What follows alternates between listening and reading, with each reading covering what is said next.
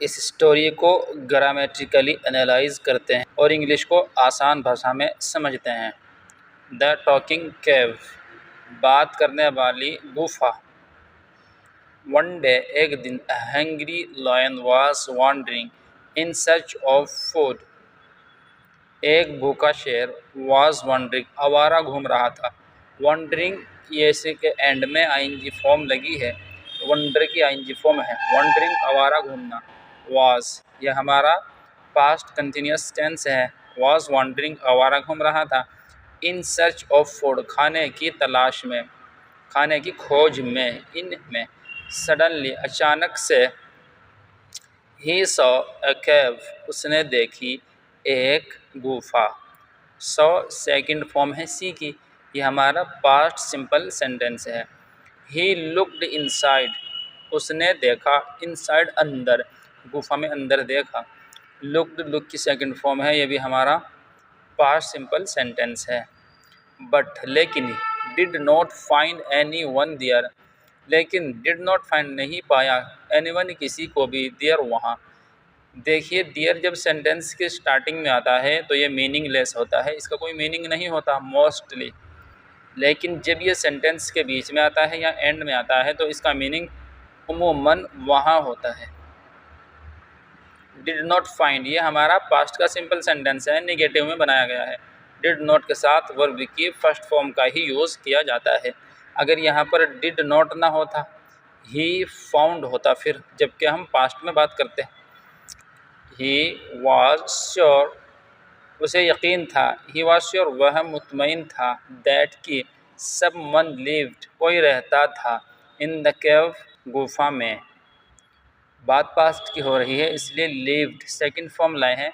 वैसे normal translation किस तरह करेंगे, कोई रहता है इन द केव गुफा में। अब कोई रहता है तो मीनिंग होना चाहिए था लिव्स, इसके एंड में ऐसा आना चाहिए था, क्योंकि बात पास्ट की हो रही है और बात पास्ट की ही चल रही है, इसलिए यहाँ पर लिव की सेकंड फॉर्म का यूज़ किया गया है। देयरफॉर इसलिए, ही वेंट इनसाइड वह अंदर गया, इट इसमें गुफा में, and waited for the owner of the cave और इंतज़ार किया गुफा के मालिक का। नाउ अब, a fox lived in the cave एक लोमड़ी रहती थी इन द केव गुफा में। When she returned in the evening जब, इवन when का मीनिंग जब, she returned वह वापस लौटी, in the evening शाम में। when का मीनिंग कब भी होता है और जब भी होता है। जब इस सेंटेंस के एंड में क्वेश्चन मार्क आए और सेंटेंस इंटरोगेटिव हो तो when का मीनिंग कब होता है, और जब सेंटेंस के एंड में एपोस्ट्रोफी हो और क्वेश्चन मार्क ना हो तो इसका मीनिंग जब होता है। शी सॉ उसने देखे, द लायंस फुटप्रिंट्स शेर के कदमों के निशान, फुट पैर, प्रिंट्स निशान, यानी कि शेर के कदमों के निशान। एपोस्ट्रोफी है, इसका मीनिंग होता है कि गोइंग जाते हुए, इनसाइड अंदर। यह गोइंग यहाँ पर एडजेक्टिव का काम कर रहा है और एडजेक्टिव कभी कभी स्टेट और सिचुएशन बताने के लिए भी यूज़ की जाती है, जैसा कि पहली वीडियो में बताया है गोइंग, कि उसने एक लड़के को देखा नदी में नहाते हुए। He saw a boy taking a bath in the river, यहाँ पर टेकिंग ये एज ए एडजेक्टिव स्टेट बताने के लिए यूज़ किया गया है।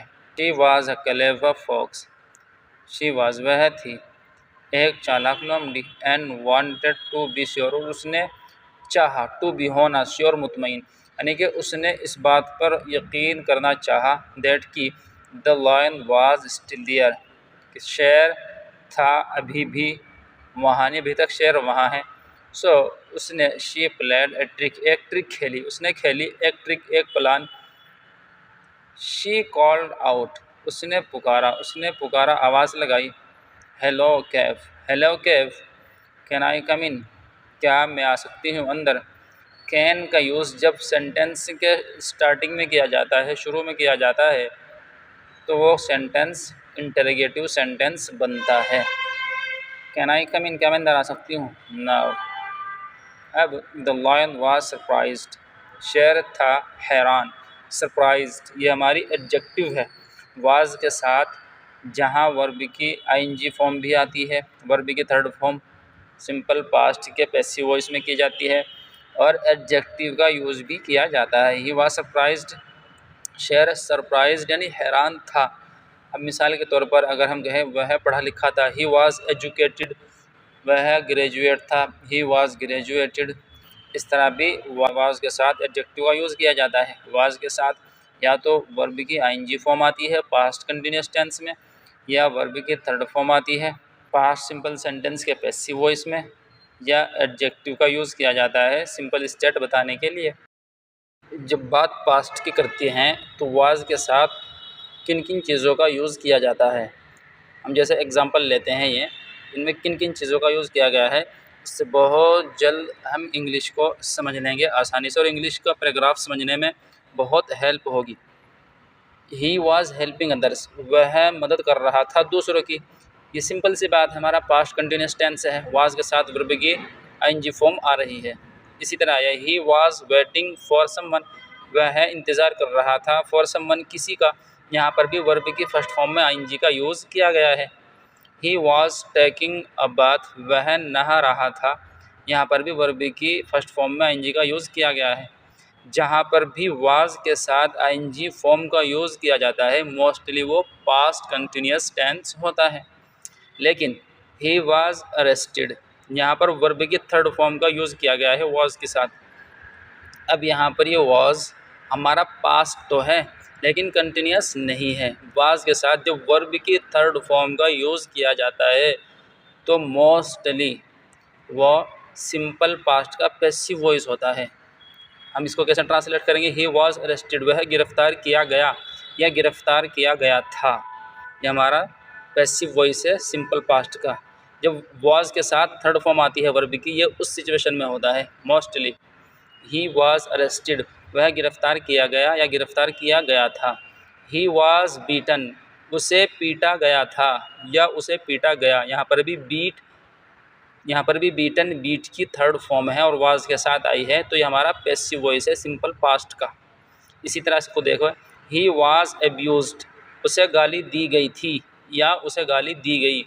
यहाँ पर भी एब्यूज्ड थर्ड फॉर्म है एब्यूज़ की, तो वाज के साथ यूज़ की गई है, तो ये भी हमारा सिंपल पास्ट का पैसिव वॉइस है। अब इसकी एक और सिचुएशन होती है, उसको भी देख लेते हैं। ही वाज एजुकेटेड, वह था पढ़ा लिखा, एजुकेटेड था। यहाँ पर वाज के साथ वर्ब की थर्ड फॉर्म भी है एजुकेटेड, लेकिन साथ ही साथ ये एडजेक्टिव भी है। वाज के साथ एडजेक्टिव का भी यूज़ किया जाता है। तो इसको सिंपल ट्रांसलेट कैसे करते हैं हम, ही वाज एजुकेटेड, वह पढ़ा लिखा था। The window was broken, window खिड़की, वाज थी, ब्रोकन टूटी हुई, विंडो टूटी हुई थी। यहाँ पर पहले वाले की कुछ क्वालिटी बताई जा रही है, यानी कि विंडो की एक स्टेट बता रहा है, ब्रोकन की वो टूटी हुई थी। यहाँ पर भी ही की जो सिचुएशन है, जो स्टेट है, वो एजुकेटेड बता रहा है, पढ़े लिखे थे। तो वाज के साथ एडजेक्टिव का भी यूज़ किया जाता है, वाज के साथ वर्ब के थर्ड फॉर्म का भी यूज़ किया जाता है, वाज के साथ वर्ब की आईएनजी फॉर्म का भी यूज़ किया जाता है। वाज के साथ जब आईएनजी फॉर्म का यूज़ किया जाए तो वो पास्ट कंटिन्यूअस टेंस होता है। वाज के साथ जब वर्ब के थर्ड फॉर्म का यूज़ किया जाता है तो वो मोस्टली सिंपल पास्ट का पैसिव वॉइस होता है। वाज के साथ जब एडजेक्टिव का यूज़ किया जाता है तो मोस्टली स्टेट को बताता है, तो वो सिंपल क्या होती है, एडजेक्टिव होती है। जैसे वाज ब्रोकन टूटी हुई थी। The fox again called out, लोमड़ी ने दोबारा पुकारा। Why are you not replying cave, why are you not replying, आप जवाब क्यों नहीं दे रही हो कैव। गुफा, द लायन थॉट, शेर ने सोचा, दैट की द कैव वाज नॉट रिप्लाइंग, गुफा जवाब नहीं दे रही है, बिकॉज ही वॉज देयर, क्योंकि वह वहाँ था नहीं, क्योंकि वो मौजूद है उसमें। So to not make the fox suspicious, इसलिए टू नॉट मेक न बन जाए, टू नॉट मेक न बन जाए द फॉक्स लोमड़ी सस्पिशियस शक में, यानी कि लोमड़ी को शक ना हो जाए, ये सोचा शेर ने। हे कॉल्ड आउट, उसने पुकारा। ऑफ कोर्स यू मे कम इन, आप अंदर आ सकती हैं, यानी शेर नज़र तो आया नहीं लेकिन अंदर ही रहते, उसने आवाज़ लगाई ताकि लोमड़ी अंदर आए और मैं उसको अपना चारा बना लूँ। ऑफ कोर्स यू मे कम इन, आप अंदर आ सकती हो। हियरिंग दिस, यह सुनकर, द फॉक्स, लोमड़ी, इमीजिएटली रैन अवे, तुरंत दौड़ पड़ी, तुरंत दौड़ गई, भाग गई। रैन, रन की सेकंड फॉर्म है, सिंपल सेंटेंस में यूज़ की जाती है वर्ब की सेकंड फॉर्म। अवे, दूर दौड़ी। सेविंग हर लाइफ, बचाते हुए अपनी ज़िंदगी। यहाँ पर भी ये स्टेट बताने के लिए एज एडजेक्टिव यूज़ किया गया है। सेव के फर्स्ट फॉर्म में आईएनजी का यूज़ किया गया है, बचाते हुए अपनी ज़िंदगी। While the line kept waiting, जबकि शेर रह गया इंतज़ार करते हुए। वेटिंग, इंतज़ार करते हुए।